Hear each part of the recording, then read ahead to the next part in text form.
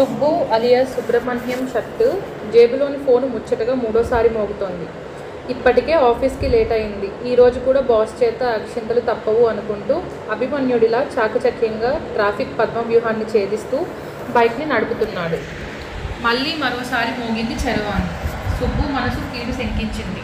Traffic signal దగ్గర red light పడడంతో bike ఆపి ఫోన్ చూశాడు. గుండె గంటకి 150 మైళ్ళ వేగంతో కొట్టుకుంటోంది. అది తన భార్య పద్దు నుంచి వచ్చిన కాల్. భార్య ఫోన్ అంటే ప్రతి భర్తకి కాస్తో కూస్తో గుండెలయ తప్పుతోంది. కానీ సుబ్బుకి భార్య ఫోన్ అంటే కాళ్ళు వణుకుతాయి, మాట తడబడుతుంది, చెమట పడుతుంది. దెయ్యాలంటే భయపడే మనిషి ఒంటరిగా చీకట్లో హర్రర్ సినిమా చూసినట్లు ఉంటుంది అతని పరిస్థితి. అలాంటిది 3 మిస్డ్ కాల్స్ అంటే మాటలా? మళ్ళీ ఫోన్ మోగింది. టెన్షన్ తట్టుకోలేక ఆన్సర్ చేశాడు. అంతే. అటు నుంచి ఏవండి కెవ్వున కేక. ఏమైంది పద్దు? భయం నీరసం కలగలిపిన గొంతుతో అడిగాడు. మీరు ఏ రంగు షర్టు వేసుకున్నారు? ఆకుపచ్చ. కొంప మునిగింది. మీ జాతకానికి ఇవాళ నీలం రంగు షర్టు వేసుకోవాలి, లేదంటే ఇబ్బందుల్లో పడతారు. అర్జెంటుగా ఇంటికి వచ్చేయండి. ఈ విషయానికి ఇన్ని ఫోన్లా? ఇప్పటికే ఆఫీస్కి లేట్ అయింది, రేపు చూద్దాంలే. ఏం కుదరదు, ఇప్పుడు రావాల్సిందే అని హుకుం జారీ చేసింది. రానంటూ సుబ్బు, కుదరదంటూ పద్దు. తెలుగు టీవీ సీరియల్లో వాదన కొనసాగుతోంది. గ్రీన్ సిగ్నల్ పడిన సంగతిని సుబ్బు పట్టించుకోలేదు. వెనుకనున్న వాహనదారుల హారన్ల మూతనతో ఆ ఏరియా దద్దరిల్లిపోతోంది. అక్కడే ఉన్న ట్రాఫిక్ పోలీసు కోపంగా సుబ్బు దగ్గరకు వచ్చాడు. ఏయ్, ట్రాఫిక్లో ఈ న్యూసెన్స్ ఏంటి? బండి సైడ్కి తీ. ఫోన్ మాట్లాడడానికి ట్రాఫిక్ జామ్ చేయాలా? గయ్యం అన్నాడు. పద్దు ట్రాఫిక్ పోలీస్ పట్టుకున్నాడు. మళ్ళీ ఫోన్ చేస్తాను అంటూ పెట్టేశాడు. పేపర్లు తీ. సార్, బ్యాగ్ ఇంట్లో మర్చిపోయాను, అందులో అన్ని పేపర్లు ఉన్నాయి. ఆఫీస్కి ఇప్పటికే లేట్ అయ్యాను సార్, ప్లీజ్ నన్ను వదిలేయండి. పేపర్లు కూడా దగ్గర లేవా? దీనికి తోడు ట్రాఫిక్కు అడ్డం పడి న్యూసెన్స్ చేస్తున్నావా? సుబ్బు ఏదో చెప్పబోయేలోగా మళ్ళీ ఫోన్ మోగింది. ఏమండి వస్తున్నారా? అబ్బా ఆపవే నీ గోల, ఇక్కడ పోలీస్ నన్ను వదలడం లేదు.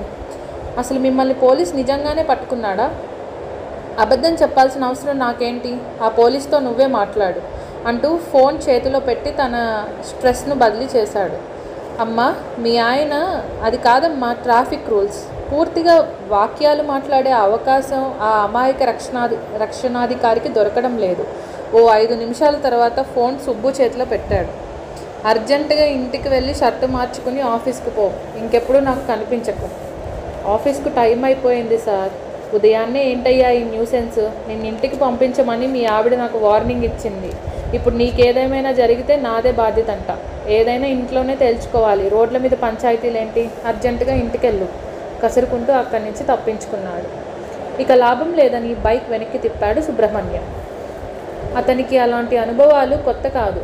భార్య పద్దు అలియాస్ పద్మావతి, 8 ఏళ్ల కొడుకు బంటి, ఓ చిన్న చింతలు లేని కుటుంబం తనది. కొన్నాళ్ళ కిందటి వరకు అంతా బాగానే ఉండేది. పద్దు సోషల్ మీడియాకు అలవాటు పడ్డాక కష్టాలు వచ్చి పడ్డాయి. రకరకాల ఛానల్స్, యూట్యూబ్ వీడియోలు, వాట్సాప్లో వచ్చే వాస్తు, జాతక, ఆరోగ్య, సౌందర్య, వంట చిట్కాలను చూడడం, పాటించడం మొదలుపెట్టింది. మొదటి ప్రయోగం మామగారితో మొదలైంది. కోడలు ఎప్పటి నుంచో రమ్మంటోందని పల్లెటూరు నుంచి అత్తగారు మావగారు ఇంటికి వచ్చారు. మావగారు కాస్త లావుగా ఉంటారు. ఓ ఉషోదయాన గుబురు మీసాలు గడ్డాలైన ఒకడు యూట్యూబ్లో పద్దుకి కనిపించాడు. ఓ 2-3 ఆకుల పేర్లు చెప్పి వాటి కషాయం తాగితే 4 రోజుల్లో 20 కేజీల బరువు తగ్గిపోతారని చాలా కాన్ఫిడెంట్గా చెప్పాడు. వెంటనే పద్దు సదరు ఆకులతో కషాయం చేసి 2 సార్లు మామగారి చేత తాగించింది.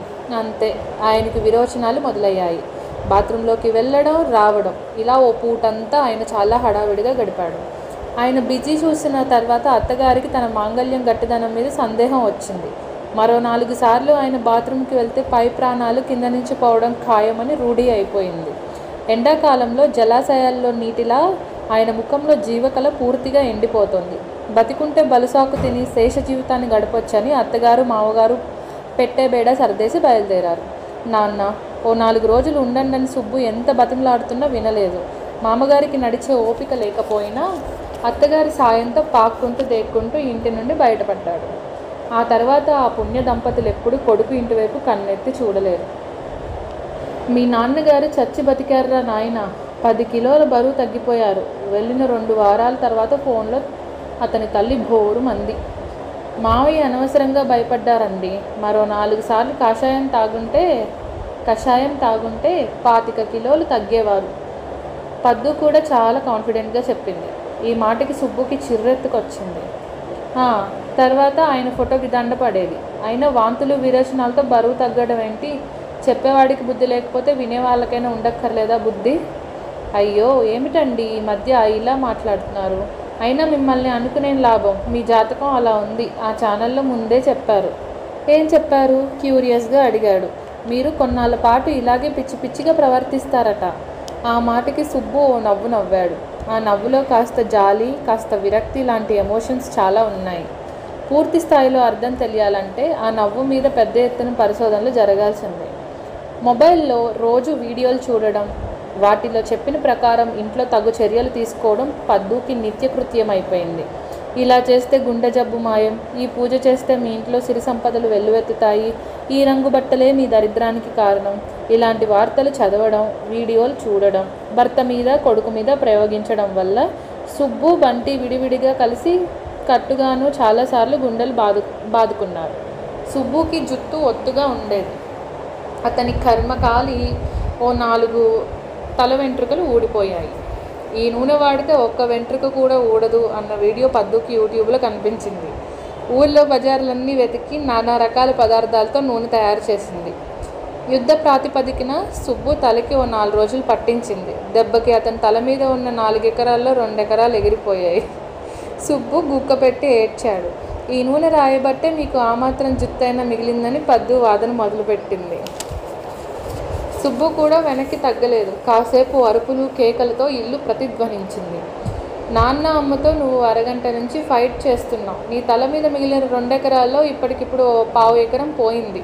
నువ్వు ఇలా వాదిస్తూ ఉంటే రేపటి నుంచి నీకు షాంపూ, దువ్వెన లాంటి వస్తువులు అవసరం ఉండదని సలహా ఇచ్చాడు పుత్రరత్నం. చిన్నపిల్లాడైన వాడి లోక జ్ఞానానికి సుబ్బుకి ముచ్చటేసింది. భార్యతో వాదించడం కంటే బంగాళాఖాతాన్ని ఈదడం సులువని తెలిసింది. ఒకసారి అపార్ట్మెంట్లో అత్యవసర రహస్య సమావేశం జరిగింది. సుబ్బుని చీఫ్ గెస్ట్గా ఆహ్వానించారు. కమిటీ ప్రెసిడెంట్ అధ్యక్షతన జరిగిన సమావేశంలో పద్దు చిట్కాల వల్ల తమకు ఎదురైన అనుభవాలను నెమరవేసుకున్నారు. ముందుగా సెక్రటరీ భుజంగం మాట్లాడుతూ, మా ఆవిడకు మోకాళ్ళ నొప్పులున్నాయి. మా కర్మకాలి ఈ విషయం పద్మావతికి తెలిసింది. తను చెప్పినట్లు చేస్తే జీవితాంతం నడకకు ఇబ్బంది పడక్కర్లేదని హామీ ఇచ్చి మా ఆవిడ చేత 4 ఆసనాలు వేయించారు. దీంతో నా సతీమణి 2 కాళ్ళు పనిచేయడం మానేశాయి. ప్రస్తుతం వీల్ చైర్లు తిరుగుతున్నాడు. నడవడానికి ఇబ్బంది పడక్కర్లేదంటే ఏదో అనుకున్నావు, కళ్ళద్దాలు తీసి తుడుచుకుంటూ చెప్పాడు ఆయన. మిగిలిన సభ్యులంతా ఆయన్ని ఓదార్చారు. ట్రెజరర్ గోవిందం లేచాడు. మా బావగారు బ్లడ్ టెస్ట్ చేయించుకుని వస్తుంటే పద్మావతి గారు కంటపడ్డాడు. ఆవిడ ఆ రిపోర్ట్ చూసి గూగుల్లో వెతికి ఆయనకు క్యాన్సర్ అని తేల్చేశారు. ఆ మాట వినగానే ఆయనకు గుండెపోటు వచ్చి టపీమని కింద పడిపోయారు. ఆసుపత్రికి వెళ్తే అక్కడ డాక్టర్లు క్యాన్సర్ లేదని తేల్చారు. గుండెపోటు ట్రీట్మెంట్ కోసం మాత్రం 5 లక్షలు వసూలు చేశారు. మా ముక్కు పిండి మరి నా దగ్గర ఆ డబ్బులు వసూలు చేసింది. ఆయనకు కూడా దుఃఖం ఆగట్లేదు. ఆ ఏడుపు బావగారి గుండెపోటు వచ్చినందుకు 5 లక్షలు పోయినందుకో సుబ్బుకు అర్థం కాలేదు. అడిగితే బాగుండదని మౌనంగా ఉన్నాడు. ఇలా దాదాపు ఓ 3 గంటలు జనమంతా తమ ఆవేదనను పంచుకున్నారు. చివరకు ఓ మొదటి చివరి హెచ్చరిక జారీ చేశారు. ఇకపై పద్మావతి గారు అపార్ట్మెంట్లో ఎవరికైనా ఎలాంటి సలహాలు ఇచ్చినా, దానివల్ల ఎలాంటి అనర్థాలు వాటిల్లినా గౌరవనీయులైన సుబ్రహ్మణ్యం గారే బాధ్యత వహించాల్సి ఉంటుంది. ఆయా సందర్భాల్లో సభ్యుల మనోభావాలు దెబ్బతిని సుబ్రహ్మణ్యం గారి మీద ఎటువంటి భౌతిక దాడి జరిగినా కమిటీకి ఎలాంటి సంబంధం ఉండదు. తదనంతరం అపార్ట్మెంట్ కూడా ఖాళీ చేయవలసి వస్తుంది. తేడాలు వస్తే తమని తన్ని తగిలేస్తామనే విషయాన్ని వాళ్ళంతా మర్యాదగా చెప్తున్నారని సుబ్బుకి అర్థమైంది. క్రమంగా ఏ ముహూర్తంలో బయటకు వెళ్ళాలి, ఏ దిక్కు వైపు నడవాలి, ఏ రంగు బట్టలు వేసుకోవాలి, ఏ దేవుణ్ణి ప్రార్థించాలి, ఏ పేరున్న వాళ్ళతో ఎక్కువసేపు మాట్లాడాలి, ఇలా ఎన్నో కొత్త చట్టాలు ఇంట్లో ప్రవేశించాయి. దీనివల్ల సుబ్బు ఆఫీస్కి రోజు లేట్గానే రావాల్సి వస్తుంది. నువ్వు రోజు ఆలస్యంగా వస్తున్నావు, మరోసారి ఇలా జరిగితే పనిష్మెంట్ తప్పదు.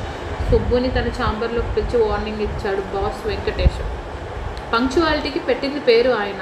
మడత నలగని బట్టలు, ముఖం మీద చిరునవ్వుతో ఉంటాడు. ఆఫీస్ టైమింగ్స్ విషయంలో చండశాసనుడు. బాస్ హెచ్చరికకు ఏం చెప్పాలో తెలియక తలదించుకున్నాడు. సుబ్బు దేవ్యం మొహం చూసి ఆయనకు జాలేసింది. అసలు నీ సమస్య ఏంటయ్యా అనునయిస్తూ అడిగాడు. సుబ్బుకి దుఃఖం పొంగుకొచ్చింది. ఏడుపును దిగమింగుకుంటూ తన ఆవేదనంతా వెళ్ళగక్కాడు. వెంకటేశం కళ్ళల్లో ఇంతేనా అన్న ఫీలింగ్ అనిపించింది. ఇదొక సమస్యటయ్యా, దీనికే ఇంత బాధపడాలా? నీ భార్య లాంటి వాళ్ళని చాలా ఈజీగా డీల్ చేయొచ్చు. మా ఆవిడ ఎప్పటి నుంచో మీ ఆవిడని పరిచయం చేయమంటుంది. ఆ సాకుతో ఈరోజు సాయంత్రం అమ్మాయిని తీసుకొని ఇంటికి రా. ఓకే,